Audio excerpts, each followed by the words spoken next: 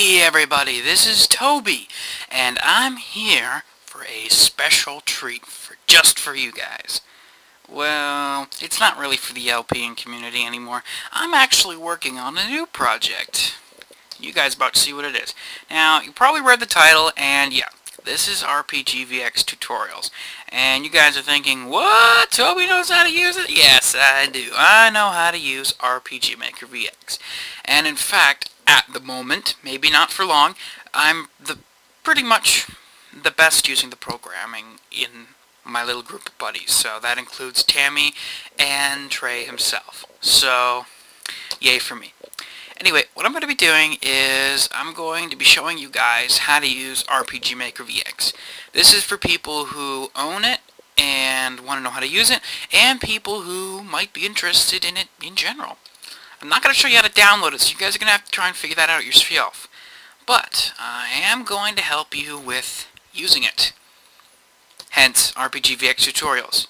But first, this is just the introduction, and I'm not going to get much time to show you guys some of the better features. I'll just open up with the fact that these were initially created in response to the disappearance of a beloved RPG VX tutorial guy, Merty123.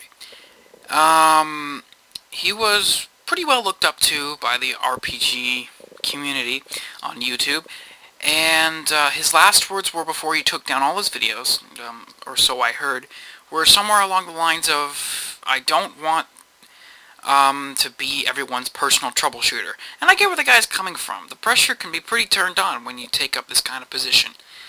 But, I can't say I totally approve of his position, but I do know where he's coming from. And how can you argue with him? He's British. So, without further ado, let's get on with it. The first thing you're going to do is obviously open it up. And I think the first thing you're going to see, beyond this, is, let's see now, come on now, open.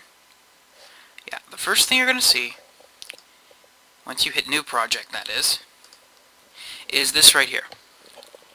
Folder name and game title. Now, you can select where you want to send it, but I'm just going to send mine to documents. So, let's take a look here. Folder name and game title. They're basically the same.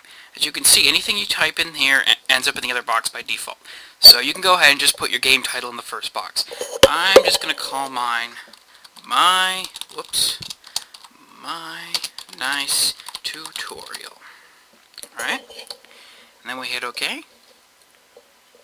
And voila, your project is opened. And here's where you take it from here. Now, this all may kind of seem overwhelming, but it's not, and it's really dumbed down from the last versions, which are, I think, 2003 and RPG Maker 2000. I'm not sure if any other ones came before that, but those are the last two versions I used, and they were slightly harder to understand than this one. So, let's take a look. Well, as you can see, your hero is kind of standing in the middle of the water. Now, you're probably thinking, what can I do to fix that? Well, take a look. Tiles. These tiles are exclusively used for scenery. I can't think of anything else they would be used for other than to look at. Well, other than the fact that your character needs something to stand on, but we'll get into that later. So, let's work on making our little buddy an island. Well, there's multiple ways you can draw an island. You could use the pencil function, as I've already clicked on, and you can start drawing him an island of some sort. You could also try the square function, where you can draw perfect rectangles. And I'm not kidding, these things are awesome. And of course, perfect circles, or by RPG VX standards, circles. Sometimes they end up the strangest circles I've ever seen. But let's just stick with this for now. So now that you made your hero an island, you can do other things too, obviously. You can make little mountain chains, and you can make grass, and this is the high grass, so when your character walks into it, his lower half will be partially covered by the grass. Well, he'd want to have that handy when he loses his pants. Ugh. Anyway, and you can make these little mountains here. You can also make these trees here, which operate on the same basis as the grass. Step into it, lower half is partially covered by the foliage. There are also other things you could do. For example, let's build a little island knockoff here. And what else can you do? Well, these little tiles you see here, the ones that have the roofs and just one thing below them, these are, well, in short, they're house tiles. Except, unlike the previous versions, they're not like conventional houses in any way. They're more or less, I'd have to say, well, they're just kind of a build-yourself kind of thing.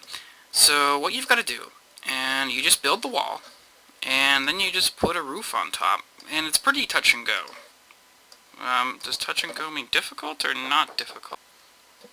Alright, so it's not all that difficult, so I'd probably have to say that it's just kind of a build-your-own type of thing. You got your roof, and your walls. And, well, that's the house, really. They're not all that complicated. And it's really hard to make complicated houses anyway, so you guys don't have to worry. Now, in my opinion, there are two different kinds of houses you can build. You can either build houses that are just for show, in which, well, like this, and then you have to enter through a door, which we'll explain later, in order to get into another map, which will be the house map, or you can actually make a house on the map that you can enter in and out freely. It's easier done than said, apparently. Just like this. I don't have time to really put in the details like a little roof here, and maybe another one here, but in general, these are what they're like. They have no, well, they have no roof. It's more like an overview, and your character will just walk in and out of there. But enough of that. Okay, so now you've got your house, and you've got your mountains, and your grass, and your more grass, and your trees. Well, now we're going to move on to the other stuff. Now, everything you can build in here is from what we call the A tiles. A tiles, when placed, will cover over another A tile. So, this whole island is made up of these tiles. So if we take this tile, it'll completely replace it. And if I press Ctrl Z, it'll reverse. Same thing for every other A tile. Replace, replaces it, replaces it. It doesn't cover it over, mind you, it completely replaces it. That tile's no longer there. Its place has been stolen by the new tile.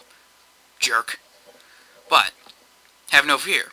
If you want to get tiles that you can put on here without replacing them, more or less just covering them up, here you are.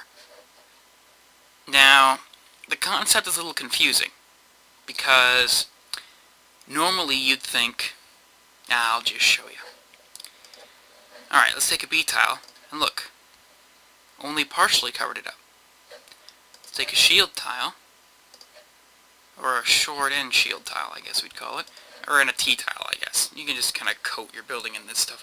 It only partially covers it up. It doesn't completely replace the tile, which is handy. It works for everything else in this area, too. Even this one. Look at that. Harmlessly covers it up. Now, it doesn't look pretty, but it didn't harm the tile in the slightest. There are a couple things you need to worry about when you're taking care of these, but if you don't want to press Ctrl Z because you're stupid or something, you can just use this transparent tile and make the other tile completely disappear. Never to be seen again. Poor tile. And as you can see, there are all kinds of other B tiles that can harmlessly cover up A tiles without causing any real damage, could we call it? Nah. Just without any real effect. Now normally you'd think, okay, B tiles cover up A tiles without any damage. So that means C tiles must cover up both B and A tiles without any damage. Not so. C tiles, yes, cover up A's without damage. But if you throw a B tile in there, a C tile will cover it up. In the same way that A covers up A tiles. So really, what this is that this is A, and everything below it is all B's. Since B's cover up B's. Are you following me here? Anyway, that's the general idea of, well, tiles. And there are all sorts of things you can do, so don't limit yourself to the first ones. Always go back to D. Even though the stuff looks weird, it can actually be pretty handy. And in the E tile, like we said, they're all the same. They're all like B's. In here, there's nothing. Absolutely nothing. Well, I'm not sure what these tiles look like in-game, but I know that they're not useful for any sort of purpose whatsoever. So if you do want to get something in here, you're going to have to import it yourself, but that's going to be part of another tutorial. So you slow guys out there don't have to worry about me speeding ahead there yet. Alright? So, I think this is about it for this tutorial. The only thing I was going to cover was tiles. After this, we're going to get on to what's behind the tiles. Passage settings. The documentary. So, I'll be seeing you guys later. This is Tobi, signing off.